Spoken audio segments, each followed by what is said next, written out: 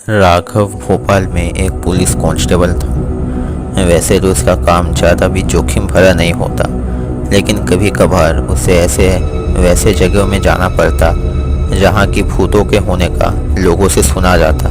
राघव इन सब बातों को पूरी तरह तो नहीं ठुकराता, लेकिन कभी कभी उसे समझ नहीं आता कि क्या सही में दुनिया में भूत होते हैं। ऐसे ही साल के बाद साल बीतते रहते।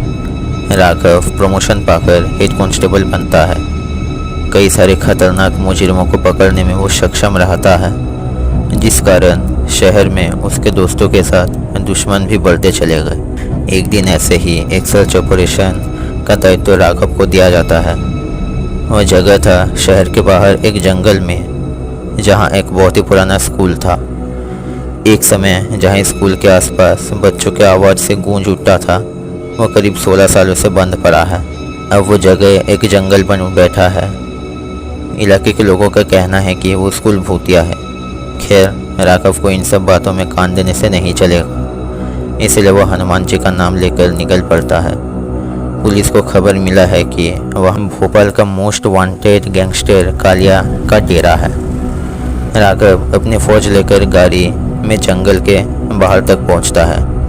अब उन्हें चल चल कर आगे बढ़ना था, क्योंकि कालिया कोई अनाड़ी नहीं है। इसके पहले भी कई बार उसे पकड़ा जा चुका था, लेकिन बार बार वो पुलिस को चकमा देकर निकल जाता। आज पुलिस उसके इलाके में आई है, इसीलिए उनका खतरा भी बहुत बड़ा था। राघव जब उस पुराने बंद पड़े स्कूल के सामने पहुंचता है, तो वो वहाँ का नज़ारा देख चौंक उठता है।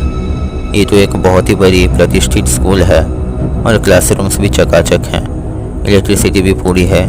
प्लेग्राउंड में खेलने के सामान भरे हुए हैं। इसके बाद राघव देखता है कि वो 5वीं क्लासरूम में खड़ा है। वहाँ करीब 30 बच्चे और एक टीचर था और इंग्लिश का क्लास चल रही थी। वो प्रेम नामक एक बच्चे से सवाल पूछते हैं, लेकिन प्रेम के पास उसका जवाब नहीं था।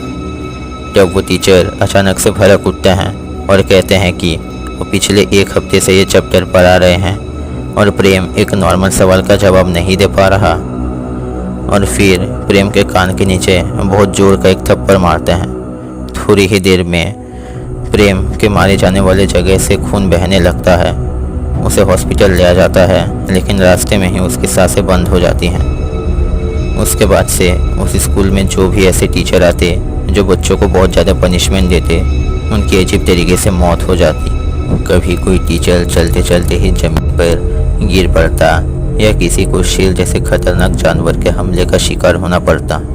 तब से ही यहाँ के लोगों को लगने लगता है कि ये सारा कुछ प्रेम का आत्मा कर रहा है, ताकि किसी और बच्चों को उसके जैसे दशा ना हो। धीरे धीरे वहाँ के लोग दूसरे इलाके शिफ्ट होने लगते हैं और ये स्कूल भी बंद पड़ जाता है। अब ये सब खत्म होने के बाद ही राघव के आसपास का नज़ारा बिल्कुल बदल जाता है। वो अपने आप को एक टूटे फूटे स्कूल में पाता है। उसे ये भी पता चलता है कि वो लोग जिस कालिया को पकड़ने आए हैं, वो भी बच्चों से खास नफरत करता था।